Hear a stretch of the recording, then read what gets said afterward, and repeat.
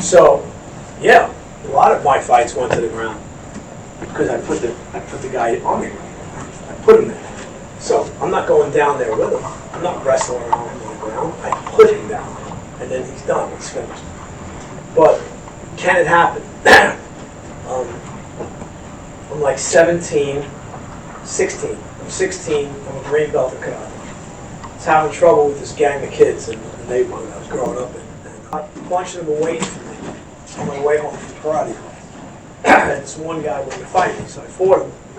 And I stepped back, and I tripped over a curb, and I fell on my back. And he jumped on me. And he's trying to control both my hands, because he wants to punch me with the other one. So he's trying to hold both my hands with one hand. I can't do that, right? So I managed to get one hand out, and I was a green belt, and I hit him with a spear hand in the throat, and rolled him off me. So that's one time I wound up being on my back on the floor, where a guy managed to get on top. And then the other time I remember being on the floor was a cop, and I was in a scuffle with a gang of kids, and I don't know how it happened, but I mean, I somehow lost my balance, and we both fell towards the edge of the subway platform, where my shoulder was even with the edge of the platform. But I had already doing jiu-jitsu a long time, so I knew how to sacrifice. So as I went down, I went and fell where I didn't get hurt at all. This guy's like, his shoulder and his head went like that around the edge of the platform. So he got like a wicked whiplash, right? And so I jumped right back up because there were other guys. Luckily there was one other cop there. But it turned out okay. But those are the only two times I can remember where I was on the floor in a like a laid out position. So, no.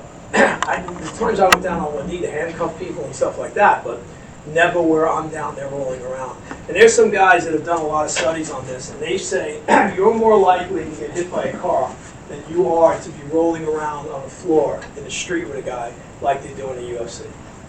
So the guy who did this study said, so you'd be better off working on rolling off the hood of the car as it hits you, because that's more likely to happen than doing these kind of submission stuff on the floor, because we don't want to do that. And I told Jimmy, I don't teach ground fighting a lot because, I don't think it's a huge part of the curriculum, but you should know some techniques, right?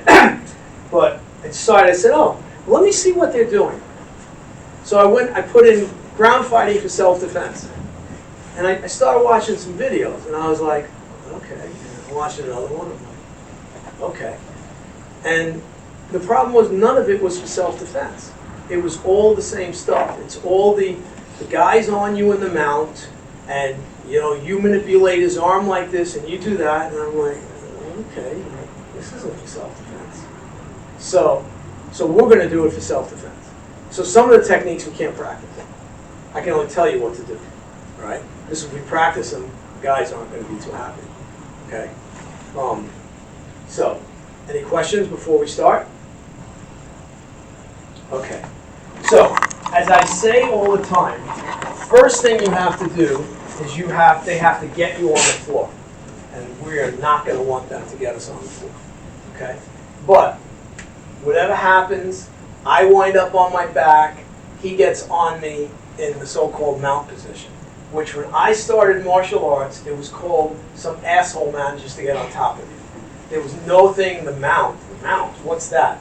It's just a guy gets on top of you. So I'll be on the floor, and Woody managed to get on top of me, and he's here, and he's going to do what he thinks in terms of his ground and pound. First off, what do I have available? I have this available, right?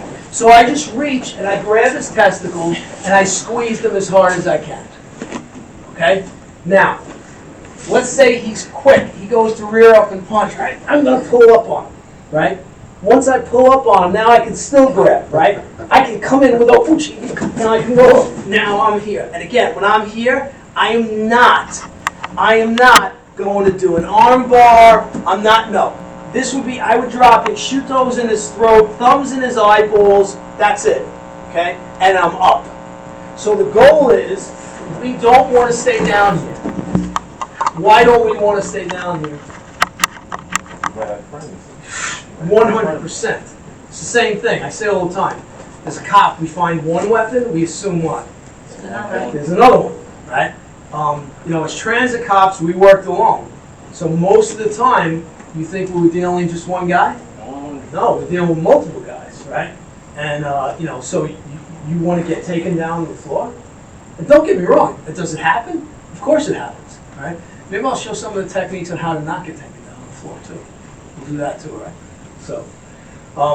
So again, we're not going to work on grabbing the testicles. But again, I'm watching these videos, and the guy's there, and he's saying, oh, you manipulate his arm. And I'm like, but his testicles are right there. Why aren't you just grabbing the guy's testicles? So let's do a couple of them.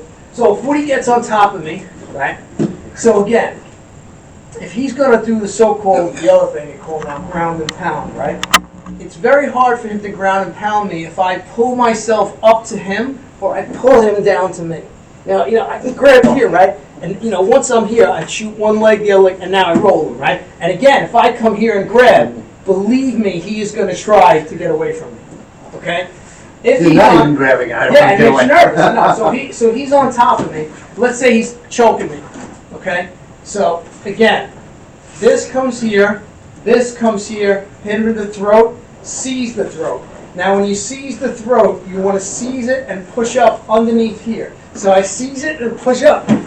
That's what I did to the guy who had me on my back, okay? And again, once I was here, I'd be up already. I'm not staying here. You know, maybe I drop a shuto here, okay? So, talked about this a little bit yesterday. I'm 61 years old now, right? A lot of people in the room were a little bit older. You're facing a young guy. You don't play around. Like me, I'm crushing his throat. I'll worry about everything else afterwards. And, you know, and they get there, and when they get there, when the guy says, "So how old are you?" I'm 61. I'm old. This guy, young guy, attacked me, and I was fear of my life. But eyes, throat, groin. The eyes are the best. So again, if he's on me, right, you can hear eye, in the eyeball, push in, drive the finger into the eye, okay? If I get my thumbs up here, I can do this, push in, and if I roll like that, both his eyeballs pop out. So here's the problem with the eyes. The problem is a lot of people say, oh yeah, I'll poke him in the eye, and then when push comes to shove, they won't stick their finger in somebody's eye. I work with tons of cops that would look at me and go, we don't know how you put your fingers in people's eyes. I said, well, you better hope I'm around, because if I'm not around and you're not willing to do that, and you get in a lot of trouble, you're going to be in big trouble. So what do the Chinese say about the eye? General is body. You eliminate the eyes. Can't fight. Can't see, man. So there's a bunch of ways to do it. And like I say all the time, you go on YouTube and you see these guys with standing blows. Like I love the guys that they're hitting in the testicles with the log. That's the new one that goes around. And but it's funny. I never see the video where the guy takes a full poke in the eye. I've yet to see that video, because you're never going to see that video. Because I know I get a piece of lint in my eye, and it feels like the world is over. Okay? So, go in partner. Let's try a couple of these. Come up. See if you can roll the guy over. Shoot one leg, roll, right? Once you're on top again. When you roll him over, if your knees are in the vicinity of his groin, you can drive knee kick straight into the groin. Once you have him off you, or once you hit him, you don't stop until he's no longer a threat. Okay? But let's not grab and crush anything. I'll just give you you want to hear a quick funny story? Okay. So probably about 30 years ago, I'm in California, Sacramento, and I'm teaching a jiu-jitsu seminar. And I got senior judo guys, and they want to learn the ancient kata, so I'm teaching them the ancient kata. And I got a bunch of other guys that are doing self-defense. And there's two cops from LA there. And they had just incorporated Gracie Jiu-Jitsu into the training.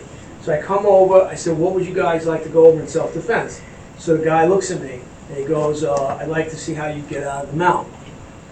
And I said, my normal thing, well, when I started, it was called this. And then I said, okay, first of all, you'd have to get me on the ground, which I can tell you now won't be so easy. But I'm having a bad day, I'm on my back, you manage on top of me. And as soon as he got on top of me, I grabbed his testicles and squeezed them. And you never saw a guy move so fast. Because I gave him a squeeze. He jumped off. And he looked at me and I said, I know what you're thinking. That's illegal. Right? We're not talking the octagon. We're talking real life. I will crush your testicles till there's nothing left. I will 100% do that. I will take your eyeball out, crush your throat. I don't care. That's martial art, not sport. You know, you're in the octagon. It's great. Those guys are tough. They're very tough. But it's not real.